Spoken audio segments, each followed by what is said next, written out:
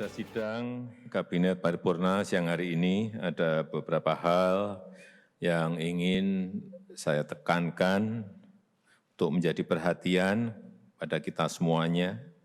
Yang pertama, kita harus tetap fokus untuk mengatur, menjaga keseimbangan, titik keseimbangan antara penanganan, kesehatan, dan pemulihan ekonomi. Ini yang saya kira sudah berpuluh-puluh kali saya sampaikan, tetapi perlu sekali lagi ini saya tekankan.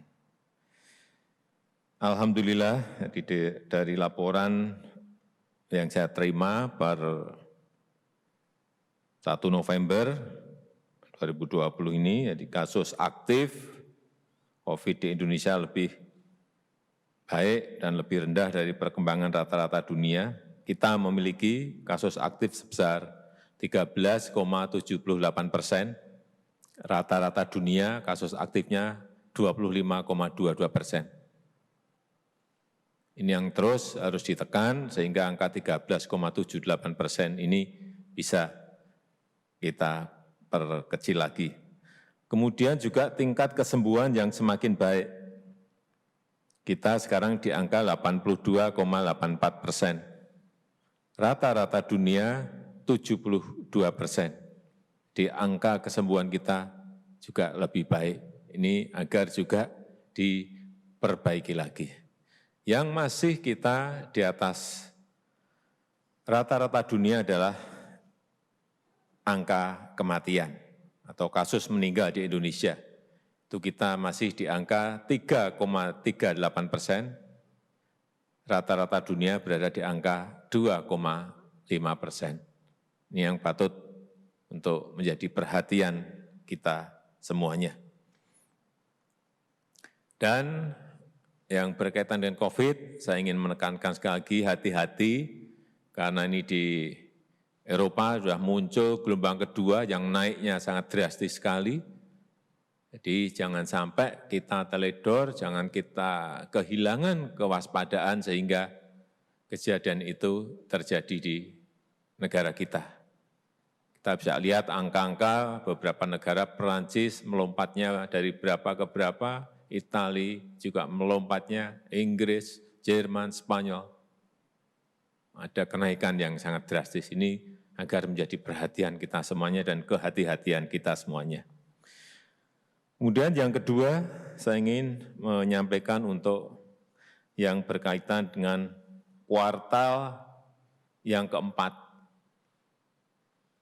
Ini adalah kuartal terakhir. Saya harapkan realisasi belanja kita betul-betul harus berada pada titik yang paling maksimal. Kita tahu kemarin di triwulan kedua pertumbuhan ekonomi kita di angka minus 5,32. Di kuartal ketiga ini kita juga mungkin sehari, 2 hari, 3 hari ini akan diumumkan oleh BPS juga masih berada di angka minus, perkiraan kita di angka minus 3, naik sedikit. Dan ini memang kalau dibandingkan negara lain ya masih jauh lebih baik. Tapi ini patut kita berikan tekanan untuk yang kuartal keempat. Jadi kuartal yang ketiga mungkin minus 3 lebih sedikit, trennya membaik, trennya positif dari 5,32 minus menjadi minus 3, sekian. Sehingga kembali lagi saya sampaikan kuartal keempat ini sangat penting sekali agar bisa memperbaiki lagi, syukur bisa masuk ke positif. Kuartal yang keempat, sehingga belanja, spending harus menjadi kejar-kejaran kita semuanya. Saya mendapatkan angka bahwa di konsumsi rumah tangga ini masih berada pada angka minus, kurang lebih minus 4. Sehingga menjadi kewajiban kita semuanya untuk memperkuat demand. Sehingga konsumsi ini akan menjadi lebih baik.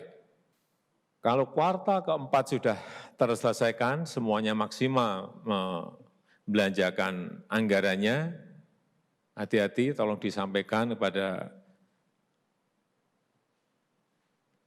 Dirjen, Direktur, dan di seluruh jajaran yang Bapak Ibu pimpin, kuartal keempat bisa maksimal, tapi hati-hati di kuartal yang pertama 2021 juga harus mulai di start dari sekarang. Begitu Bapak Ibu menerima yang namanya DIPA, itu sudah bisa langsung ada lelang. Sehingga nantinya kita harapkan bulan Januari, Februari, Maret tidak stuck.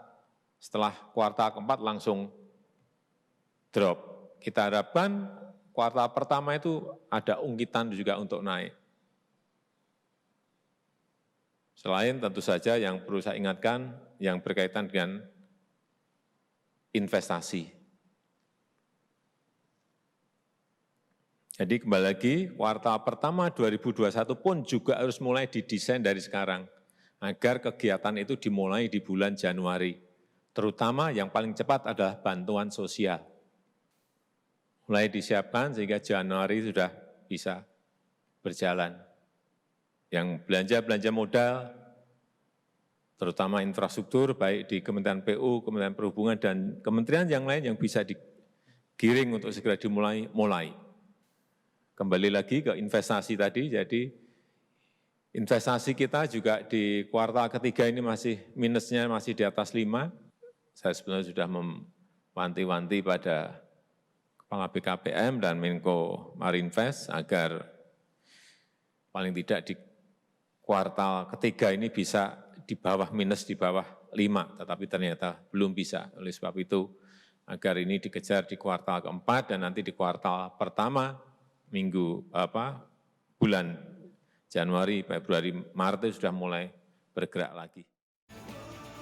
Yeah, so as we just saw, right, President Joko Widodo is happy about the agreement that his government is able to secure about the GSP. Correct. I think, he mentioned as well that the Indonesian economy is doing better than its peers in ASEAN or other Southeast Asian countries. I think he's very happy because the GSP eliminates, thousands of duties of dollars on, a plethora of Indonesian products, right? So the average Indonesian woodworker in Java or an exporter from Kalimantan can export their goods and products abroad, specifically to the United States, without being impacted by those tariffs and duties, which is beneficial. Yeah, from January to August alone of this year, the total exports that have taken advantage of the GSP is $1.87 billion, which is up 10.6% from the same period last year. Now, remember, we're still in a pandemic here, so it goes to show that Indonesia is really able to take advantage of this and improve their economy in that way. Well, like Warren said, the Indonesian economic is better than any ASEAN countries, and as we can see, even like in our daily lives, I mean, people are still very consuming, people are still very shopping and whatnot. So we can see that even though during this pandemic, the Indonesians are still very prosperous, hopefully happily, mentally happy, I am certainly doing my part at home to do a lot of online shopping. Thank you for to that. stimulate the economy. You're growing our economy. Thank you for that, Paul.